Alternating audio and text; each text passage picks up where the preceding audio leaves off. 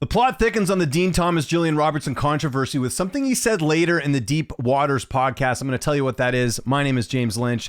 So credit to WCMU MMA who clipped this from the Deep Waters podcast where Dean Thomas is asked about Sean Brady's fight coming up against Gabriel Bonfim in November. Here was his response to this. And listen, the tweet here, and I've seen it trending on Twitter as well, that was saying basically that Dean Thomas will be coaching Sean Brady. Here's what he actually says, and I'll give kind of my take on it. So here's Dean Thomas asked about the Sean Brady fight against Gabriel Bonfim. Yeah, you are. Yeah. Sean Brady taking on Gabriel Bonfim. This is but you don't corner Sean Brady ever? I have, yeah. Oh, you have? Well, he doesn't corner anyone anymore. Yeah. So you're not your FaceTime? No. The elephant in the room. So you're not going to corner Sean Brady, or you are? Or you might. Oh, you are cornering him. Well, come on. What? Man. That's a quick. Okay, so right there, a lot of people are going to run with that and say, oh, he's officially cornering Brady. This is really weird because, of course, part of this whole thing was that he said, that he wouldn't be doing any coaching anymore, any cornering. Here's part of the quote, courtesy of Verdict MMA. Saturday night was the most inappropriate time for me to bring up the fact that I did not want to corner again. It was completely irresponsible. Now it seems like he's having a change of heart where he says, I am. Now, here's the thing, and this is where people got to watch the whole clip. He does kind of backtrack after he's asked this a little bit. So that's, again, even the title of this video says not retiring or not retiring question mark. So here's what he says the rest of the way here. Damn retirement I've ever seen in my life. What the, are you messing with us? I was going to war for you, telling everybody. Bro, I don't understand why he I don't know yet. So now I know why Jillian Robertson is upset. I don't know yet. That's crazy. Dean, you I don't know yet. Sean Brady. I don't know yet. I can't save you anymore, Dean. I'm confused now. Okay, so he doesn't say no. So that's a bit concerning if we're kind of using the context of this. But he's also saying, I don't know yet. I don't know yet. I don't know yet. Here's the thing I'll say about this. And granted, we got a bit of time here. Recording this, August 20th? This is just fresh off the event last weekend. This may blow over by then, but if you're Sean Brady, I don't know if you want this as a distraction going into the fight, if this is still a thing. Because I do imagine this is going to linger on for a little bit longer. People didn't like the apology. Jillian Robertson didn't like the apology. Again, if you read some of the comments here, there's a lot of people that are anti-Dean Thomas. I've seen it on all my coverage of this, basically since it's happened. You're seeing very few people coming and defending Dean Thomas, and the ones who are defending him are the ones that are saying, "Oh, everyone's so soft.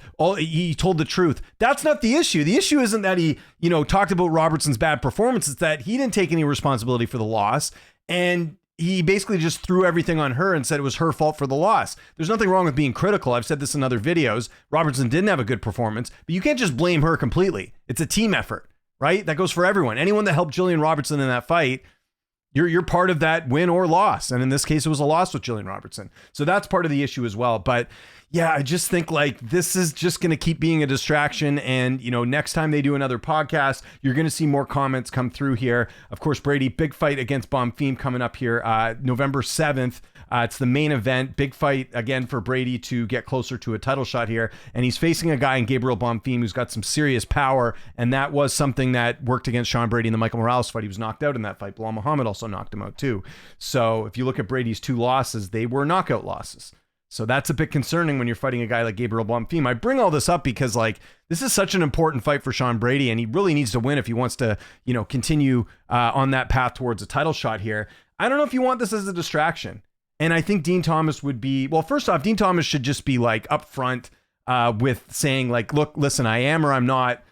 I guess we have some time. Maybe he could change his mind or whatever, but it would have been better. We're not hearing a no here. Right? We're not hearing a no from Dean Thomas saying, I'm not going to corner him. If he ends up cornering him, then what was the whole point of Saturday other than just making Jillian Robertson look really bad here? Again, I said it before. My take on this is that I think Thomas felt really embarrassed by the performance. He felt like he, that he had to just, make it clear that he had nothing to do with the loss. Because listen, when you have a one-sided fight like that, it doesn't look good on the coaches, doesn't look good on the fighter, doesn't look good on anyone. But the proper response there is, hey, listen, we tried our best for this fight. It didn't work out. Credit to Mackenzie Dern. I share some responsibility for this loss as well because I'm the coach. And that's it. And we're done. And no one would even cared about this. This wouldn't have even been a mention on the card after the, after the fact if Dean Thomas had just had that response. But it's getting just really weird with everything that's going on in there as well. One other tidbit I wanted to add here too. We have another person coming out and talk. Well, there's the Hector Lombard thing. I don't know if you guys saw that too. But Kelvin Gastelum, I saw, had something to say about Dean Thomas as well. We'll find it here.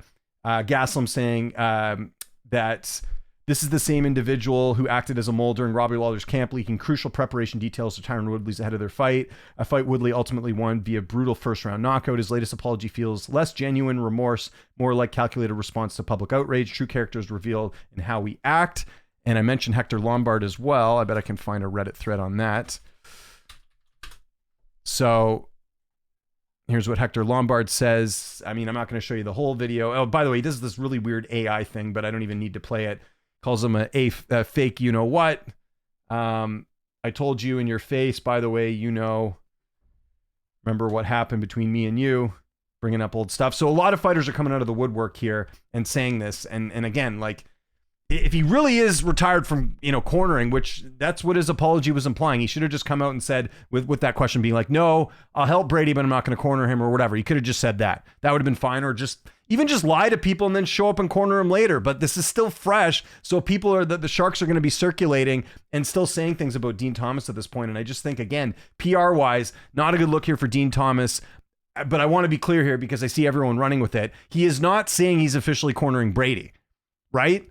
Like he says, we'll see. That's not a yes. He does say I am, but then he backtracks after. So I'm not taking that as he's 100%, cornering Sean Brady in this fight.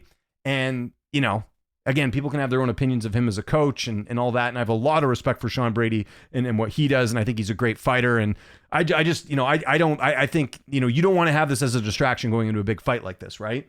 So that's something to kind of keep in mind when you're looking at this whole situation. Why would you want something else as a distraction like this? So we'll see. Again, I'm curious to see how much this keeps lingering, but it just seems like, the flames have been ignited by Dean Thomas and they're not going down anytime soon, especially not with stuff like this. And again, WCMU posted this about an hour ago before I did this video. He's got a huge following on here. I think this is going to keep catching wildfire and people are going to run with the whole idea. I know Ariel brought it up on his show yesterday too about this exact clip. So he actually caught it before WCMU posted it. So he's talking about it. It's again going to catch wildfire, and you're seeing some of the comments here. If I'm a fighter, get that snake out of my camp. Keeps getting worse and worse. Conspiracy theory. Tina's a UFC employee and wants to kill off women's MMA. I don't think they're going to those lengths to do that. Again, most of these comments are people against Dean Thomas here. Let's read some of the comments here. Wade Plemons, love the weight concept. Right?